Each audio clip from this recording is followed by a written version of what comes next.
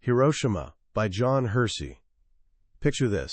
It's exactly 15 minutes past 8 on a warm August morning in 1945. A tailor's widow named Hatsuyo Nakamura is standing by her kitchen window, watching something bizarre unfold. Her neighbor is tearing down his own house, piece by piece. In wartime Japan, the absurd had become routine. The government wanted wider fire lanes, so ordinary people were demolishing their homes for the city's protection. Just a few blocks away, a young German priest named Father Wilhelm Kleinsorge is lounging in his underwear on a cot, casually flipping through a Jesuit magazine. Across town, Dr. Terufumi Sasaki walks down a hospital corridor carrying a blood sample. He's exhausted, his mind drifting to an unsettling dream from the night before. In a factory office, a clerk named Toshiko Sasaki settles into her desk chair. She's just turning her head to say something to the girl beside her. And on the porch of a private hospital overlooking one of the city's 7 rivers, Dr. Masakazu Fujii is getting comfortable cross-legged with his morning newspaper. 5 unremarkable people. 5 mundane moments. What seemed like just another ordinary day. None of them heard a plane approaching. None of them heard any sound at all. What they saw, in that precise instant, was a flash of light. A silent flash, whiter and more brilliant than anything they'd ever witnessed. And then their entire world collapsed on top of them. Today, we're diving into a book that transcends being merely a book. It's a living monument. When John Hersey's Hiroshima first appeared in the New Yorker magazine in 1946, it accomplished something no government report or military analysis could ever achieve. It told the story of one of humanity's most devastating moments, not through the eyes of generals or scientists, but through 6 ordinary people who somehow survived it. The impact was staggering. The entire issue of the New Yorker was devoted to this single piece. For the first time ever, there were no cartoons, no society columns, no fiction, just this one 30,000-word testament to human survival. It sold out within hours. Radio stations read it aloud over the airwaves. Albert Einstein personally ordered 1,000 copies to distribute. Why? Because Hershey gave a human face to an inhuman catastrophe. By the time we finish today, you'll understand what happened that day, not as a dry historical fact, but as a visceral human experience. You'll walk alongside these 6 survivors through the flames, the chaos, and the strange, haunting aftermath. You'll witness their courage, their despair, and their remarkable resilience. Yes, this is a difficult story, but it's an essential one. It's about the price of war, but more importantly, it's about what it means to be human when facing the unimaginable. John Hersey's account of Hiroshima doesn't begin with an explosion. It starts with the quiet, nagging anxieties of everyday people. The city had mysteriously been spared the devastating bomber raids that had flattened other Japanese cities, and a strange rumor circulated through the streets. The Americans were saving something special for them. One person grappling with this anxiety was Reverend Kiyoshi Tanimoto, a small, thoughtful Methodist pastor who'd studied in America. This connection made him nervous. The police had questioned him repeatedly, and he worked tirelessly to demonstrate his loyalty to Japan. In the days before the bombing, he'd been shuttling portable items from his church to a friend's estate in a distant suburb called Koi, 2 miles from the city center. On the morning of August 6th, he woke at 5, completely drained. He'd promised to help a friend, Mr. Matsuo, move a massive cabinet out to that same safe estate. The morning was clear and warm. As they pushed the heavy handcart through the streets, an air raid siren wailed, but it was the familiar daily alarm, just the American weather plane passing overhead. They reached the estate and wrestled the cabinet onto the front steps. They paused to catch their breath, shielded from the city by a wing of the house. The spot was cool and pleasant. The time was 8:15. That's when the flash came. Mr. Tanimoto remembered it as a sheet of sun, racing from the city toward the hills. He and his friend reacted in pure animal terror. Mr. Matsuo dove into the house among some bedrolls. Mr. Tanimoto instinctively took a few steps, and hurled himself between two large rocks in the garden, pressing his face against the cool stone. He felt a sudden crushing pressure, then heard the sound of splintering wood and falling roof tiles all around him. But here's the eerie part. He heard no great roar. In fact, almost no one in Hiroshima remembers hearing the bomb explode. When he finally dared to lift his head, the world had transformed into a dusty twilight. The house he'd been standing beside had collapsed. He assumed a bomb must have fallen directly on it. Panicked, he ran into the street, where he saw a squad of soldiers who'd been digging a shelter in the hillside emerging from their hole. They should have been safe. But blood was streaming from their heads, chests, and backs. They were silent and dazed. Looking back toward the city, he saw not just localized damage, but a thick, ominous cloud of dust and smoke blanketing everything. How could this have happened from a silent sky? At that exact moment, Mrs. Hatsuyo Nakamura, the tailor's widow, was in her kitchen. Her neighbor, the one demolishing his house for the fire lane, was making a terrible racket. She felt a pang of sympathy for him, for all the destruction. Her husband had been killed in the war, and she was raising her 3 small children alone, supporting them with a single sewing machine. As she stood there watching him, everything flashed whiter than any white she'd ever seen. She took a single step toward her children. She was about 3/4 of a mile from the explosion's center. In that one step, something picked her up and hurled her into the next room. Timbers and roof tiles rained down, burying her in darkness. The debris wasn't too deep, and she managed to free herself. Then she heard a child's cry, "Mother, help me!" It was her 5-year-old Mieko, buried up to her chest. As she frantically clawed at the wreckage, she heard 2 smaller voices from deep within the rubble. Her other 2 children, Toshio and Yaiko. In a frenzy, she dug them out. They were filthy and bruised, but miraculously, they had no cuts. The neighbor, who'd been so carefully dismantling his own house for safety, now lay dead in its ruins. Confused and terrified, Mrs. Nakamura gathered her children, grabbed a few emergency supplies, and fled toward a designated evacuation area, a beautiful private estate called Asano Park. Dr. Masakazu Fujii, the prosperous physician, was on the porch of his private hospital. The building had a peculiar construction, partly on land, partly on stilts over the Kyo River. He was facing away from the city center, reading his paper, when he saw a brilliant yellow flash. As he started to rise, his hospital leaned behind him with a terrible ripping noise and toppled into the river. The doctor was thrown forward, buffeted and gripped, and then he felt the water. He was squeezed between 2 long timbers, like a morsel between chopsticks, with his head miraculously above the surface. His left shoulder was in agony, and his glasses were gone. For 20 minutes he hung there, stupefied. Then the thought of the rising tide spurred him into action. He wriggled free and painfully climbed up the wreckage onto the nearby bridge. Without his glasses, the world was a blur, but he could see enough to be stunned. Houses everywhere were flattened. He and a friend, another doctor, wondered what it could have been. A Molotov flower basket, his friend guessed, the delicate Japanese name for a cluster of bombs. But something was strange. There were few fires yet, but an endless parade of horribly burned people were shuffling across the bridge. They were burned in bizarre patterns. On some women, the dark floral designs of their kimonos were seared into their skin, while the lighter parts of the fabric had reflected the heat. Meanwhile, at the Jesuit mission house, Father Kleinsorge, the German priest, had been resting on his cot. He was just 1,400 yards from the center. He saw the flash and had a single thought: a bomb has fallen directly on us. The next thing he knew, he was wandering in the mission's vegetable garden, in his underwear, bleeding from small cuts.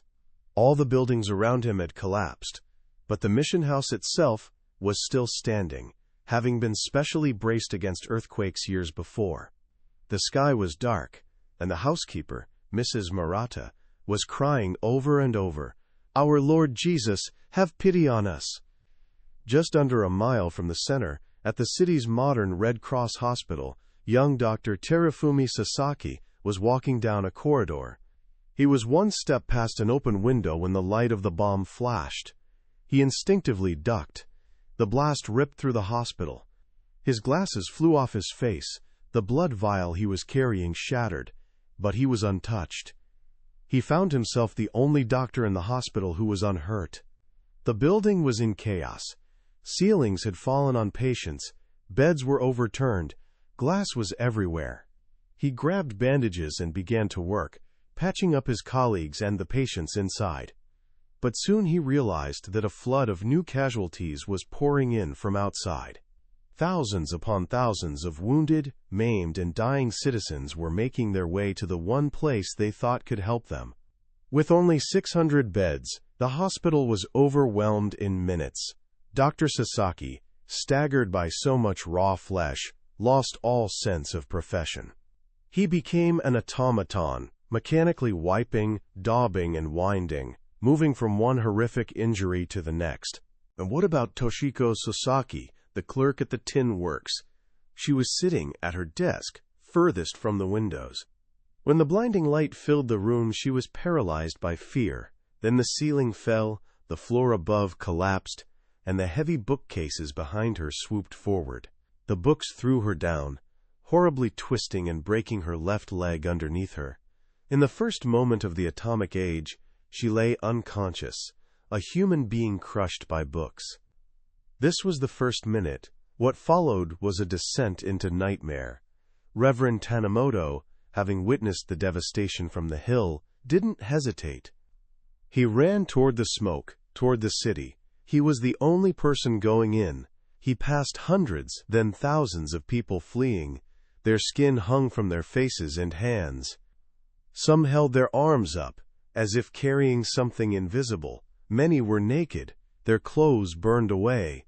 They were silent, their faces showing no expression. This silent, shuffling procession of the wounded was one of the most haunting things the survivors remembered. As a Christian, Mr. Tanimoto was filled with compassion. As a Japanese, he was overwhelmed by the shame of being unhurt. He prayed as he ran, "God help them." The city was a sea of fire. People were screaming for help from under collapsed houses, but no one could stop. Survivors could only focus on their own relatives or immediate neighbors. The scale of the misery was too vast to comprehend. Mr. Tanimoto ran for miles, trying to find a way around the flames to get to his church and his family. Finally, exhausted, he threw himself into one of the rivers to cross to a less fiery bank. In midstream, his strength gave out. He prayed for the strength to cross, and he managed to pull himself onto a sandspit. By incredible luck, he soon found his wife. She and their baby had survived, buried in the parsonage, and she'd dug her way out. They met, exchanged a few bewildered words, and parted again.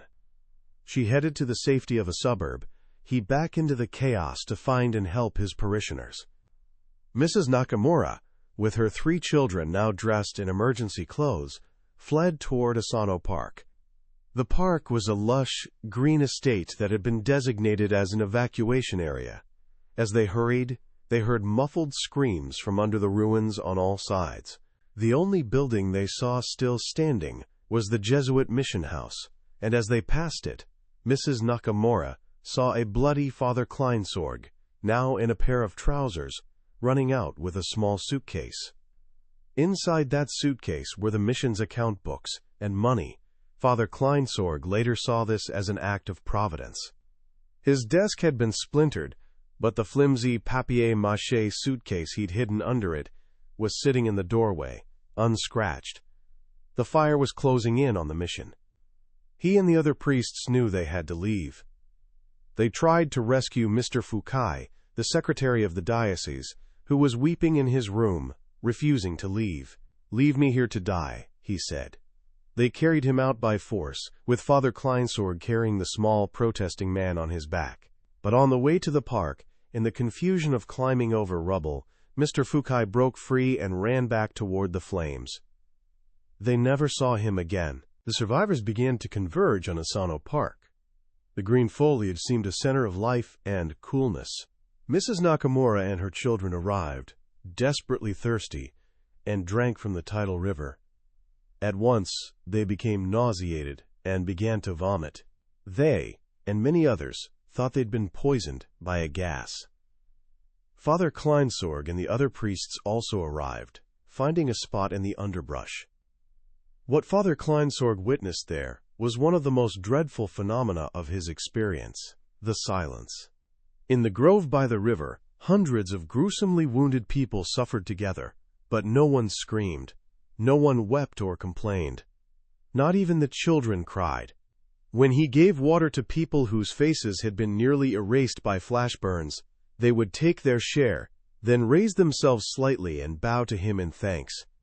Mr. Tanimoto, arriving at the park, saw the same thing. People were moaning for water. "Mizu! Mizu!" He found a basin and began carrying water to them from a working tap.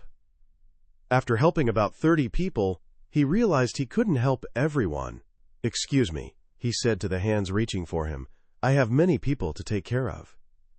He ran off, his heart torn. He found a small boat by the riverbank and began the heroic task of ferrying the badly wounded across the river, away from the spreading fire. Suddenly, a new terror arrived. A great whirlwind ripped through the park. It was likely caused by the tremendous heat of the blazing city. Huge trees crashed down. Debris flew through the air. The vortex moved out onto the river, where it sucked up a waterspout before finally dying out. During this chaos, the panicked crowd on the riverbank pressed forward, pushing some of the weakest into the water, where they drowned.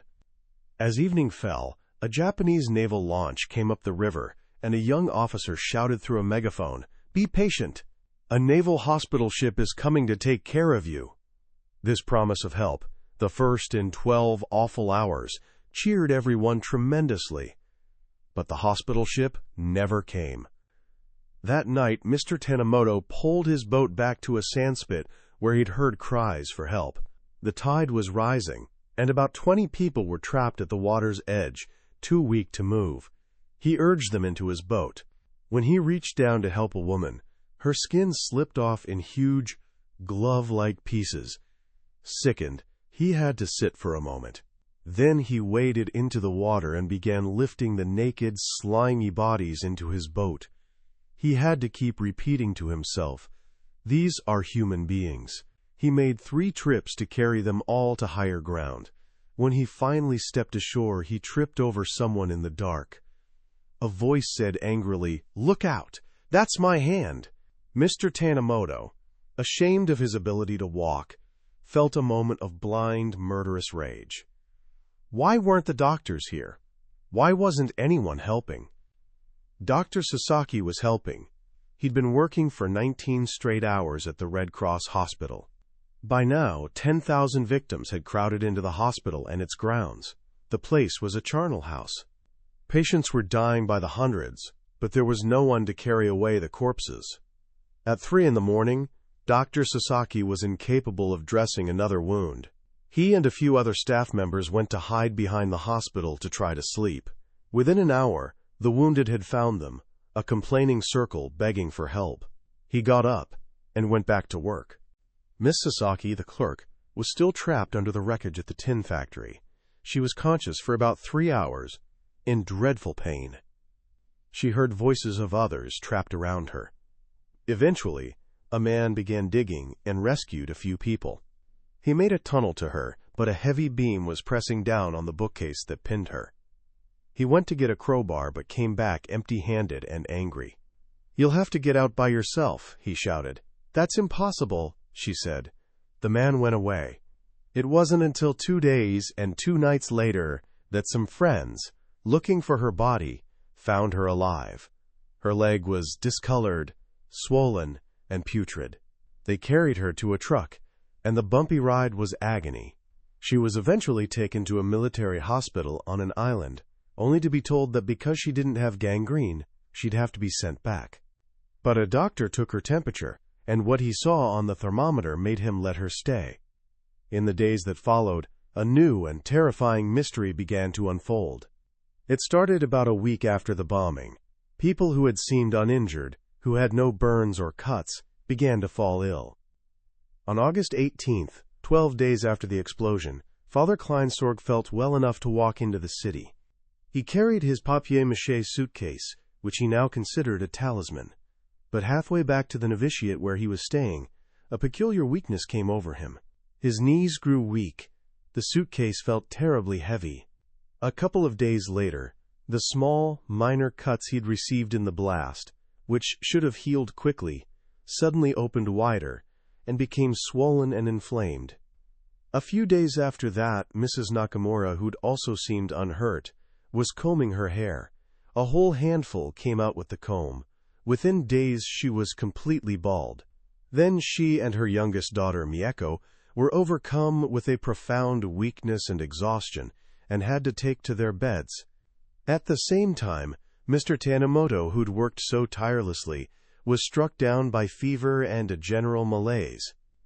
They were all coming down with the strange, capricious disease that would later be known as radiation sickness. At the hospitals, the doctors watched, helpless and bewildered, as this unprecedented illness unfolded. They eventually pieced together its 3 stages. The first stage was the direct bombardment of the body's cells by radiation at the moment of the explosion. This had killed thousands of apparently uninjured people within the first hours and days. The second stage began 10 to 15 days later. The first symptom was falling hair. Then came fever and diarrhea. 25 to 30 days after the blast, blood disorders appeared. Gums bled, the white blood cell count dropped dramatically, and small hemorrhages, called petechiae, appeared on the skin. With the white blood cells gone, the body lost its ability to fight infection. Open wounds refused to heal, and patients developed sore throats and mouths. The third stage was the body's chaotic attempt to recover. If a patient survived, their white count might soar to dangerously high levels. Many died of complications. Most burns healed with thick, rubbery layers of scar tissue called keloids. The Japanese scientists who entered the city knew what it was. They found the bomb's exact center by triangulating the atomic shadows left on stone and concrete. They measured the lingering radioactivity. It was high, but they announced that it was safe for people to enter the city. This news came as a relief to Mrs. Nakamura, who'd been terrified by a rumor that Hiroshima was poisoned for 7 years. The rumor had upset her because she'd sunk her only means of livelihood, her sewing machine, into a water tank in front of her house, and she feared no one could ever retrieve it. Once she heard it was safe, her brother-in-law fished it out. To her dismay, it was rusted and useless. The 6 survivors fought their individual battles. Miss Sasaki's leg infection worsened. She was moved to the Red Cross hospital under the care of Dr. Sasaki. He saw the petechiae on her skin, a classic symptom. Her leg was swollen and discolored, and the bones weren't set. For weeks, he had to make new incisions to drain the pus. She grew weaker and more depressed. The man she'd been engaged to never came to see her. Dr. Fujii, living in a friend's summer house, was hit by bad luck again. A typhoon caused a flood, and the house was washed completely away. He eventually bought a small, vacant clinic in a suburb and started over, even hanging a sign in English to welcome the American occupation forces. Father Kleinsorge's fever rose, and his white blood count plummeted. He was sent to a hospital in Tokyo. A doctor there, unfamiliar with the bomb's effects, told the Mother Superior, "He'll die. They all go along for a couple of weeks, and then they die." But Father Kleinsorge confounded the doctor. Though his recovery was slow and his strange wounds kept reopening, he didn't die. He became a curiosity, a living specimen of this new disease, for American and Japanese experts to study. Mr. Tanimoto lay in bed for a month with a fever, treated by a nurse with vitamin injections, and by a Buddhist priest with the ancient folk remedy of moxibustion. Mrs. Nakamura and her daughter Mieko slowly recovered with no treatment at all, just rest. A year after the bomb was dropped, Hersey revisited the lives of these 6 people. None of them were the same. Miss Sasaki was a cripple, her leg now 3 inches shorter than the other. Her wounds of the spirit were even deeper. She asked Father Kleinsorge, who visited her often, "If your God is so good and kind, how can he let people suffer like this?" His answers, his counsel and his kindness, gave her a strength she hadn't known she possessed. She began the slow process of healing, both physically and spiritually. Mrs. Nakamura was destitute. Her savings were gone. She sold her last good kimono to buy food. She moved into a tiny wooden shack, built on the site of her old neighborhood, and planted a small vegetable garden in the wreckage. Dr. Fujii had lost the 30-room hospital he'd worked so hard to build and had no hope of rebuilding it, but he had a new, thriving practice and enjoyed his evenings drinking whiskey with the American occupiers. Dr. Sasaki, the young surgeon, was changed. He'd lost 20 pounds. His appetite was poor. He felt tired all the time. He said, "I have to realize that the whole community is tired." He'd worked almost without rest for months, married, and was trying to rebuild a normal life in the shadow of the hospital he could never forget. Mr. Tanimoto's exceptional energy was gone. His church was ruined, but he draped a tent over a damaged house and began conducting services again, thinking of how to rebuild. And Father Kleinsorge, worn out from his work, was back in the hospital in Tokyo, resting again, almost exactly on the anniversary of the bombing. These 6 were among the luckiest in Hiroshima. Hersey notes that they shared a curious kind of pride, an elated community spirit, like the citizens of London after the Blitz, a pride in how they'd endured a dreadful ordeal. Their feelings about the bomb itself weren't unanimous. Mrs. Nakamura, in her simple way, would say, "It was war, and we had to expect it." Then she'd add the common Japanese phrase, "shikata ga nai." It can't be helped. Dr. Fujii felt the same. But Dr. Sasaki was filled with a deep hatred. "I think they ought to try the men who decided to use the bomb," he said, "and they should hang them all." Father Kleinsorge and the other priests often discussed the ethics of it. One of them wrote in a report to the Holy See, "The crux of the matter is whether total war in its present form is justifiable, even when it serves a just purpose. When will our moralists give us a clear answer to this question? And what of the children?" Months later, their memories were often of an exhilarating, if terrifying, adventure. 10-year-old Toshio Nakamura wrote an essay for school. It was a matter-of-fact list of events. "The day before the bomb, I went for a swim. I saw a light. I was knocked to little sister's sleeping place. We went to the park. A whirlwind came. At night, a gas tank burned, and I saw the reflection in the river." He ends his essay simply, "Next day, I went to Taiko Bridge and met my girlfriends. They were looking for their mothers. But Kikuki's mother was wounded, and Murakami's mother, alas, was dead." John Hersey's Hiroshima is a masterpiece of journalism, but it reads like a timeless novel. Its power doesn't come from grand statements or political arguments. It comes from the small, devastatingly human details. It's the story of a man having to remind himself that the slimy bodies he's lifting are human beings. It's the story of a young woman being crushed not by steel or concrete, but by books. It's the story of children vomiting from drinking radioactive river water, and the eerie, unnatural silence of thousands of people suffering together without a single scream. Hersey made a deliberate choice. He understood that a number like 100,000 dead is too big for the human mind to grasp. It's an abstraction. But the story of one woman losing all her hair, or one priest's small cuts refusing to heal, that is something we can feel. He took an event of planetary significance and scaled it down to the size of a human heart, and in doing so, he made it more powerful, more terrifying, and more unforgettable than any statistic could ever be. Why does this book, written so many decades ago, still matter so much today? Because we live in an age of information overload, where we're bombarded with news of distant conflicts and global crises. It's easy to become numb to the numbers, to see tragedy as just another headline. Hiroshima is the antidote to that numbness. It serves as a profound reminder that behind every statistic, every political decision, every act of war, there are individual human lives. There are people with families, jobs, worries, and hopes, just like us. Their stories aren't just history, they're a timeless warning and a call for empathy. So how can we carry the lessons of this book with us? First, the next time you hear about a major event in the world, I want you to actively seek out the human story, look past the headlines and the numbers. Find a piece of journalism, a personal essay, a photograph that tells the story of one person who lived through it. Try to understand the world not just as a series of events, but as a collection of individual experiences. Second, reflect on the nature of resilience. The survivors of Hiroshima weren't superheroes. They were ordinary people who were broken, sick, and grieving. Their resilience wasn't about being strong and unaffected. It was about enduring, day by day. It was about Mrs. Nakamura planting a vegetable garden in the rubble. It was about Dr. Sasaki getting married and trying to build a new life.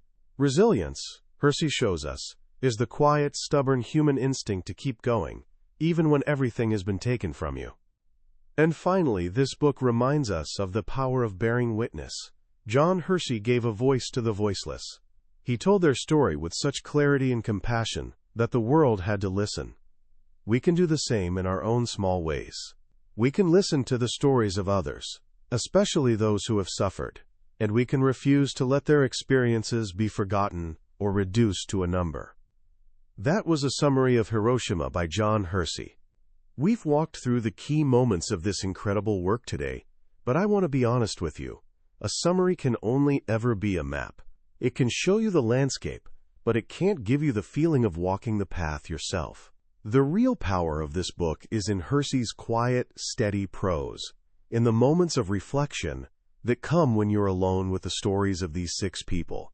This summary is a doorway, an invitation to see if this is a journey you want to take. If anything we've discussed today has moved you or made you curious, I urge you to pick up a copy. Reading it isn't just about learning history. It's an experience that will stay with you, and it may just change how you see the world. You can find a link to the book in the description below. Also, if you found this journey valuable, please take a moment to like this video and subscribe to the channel. It lets us know that these stories matter, and it ensures you won't miss our next exploration of another life-changing book. Let's keep learning and growing together.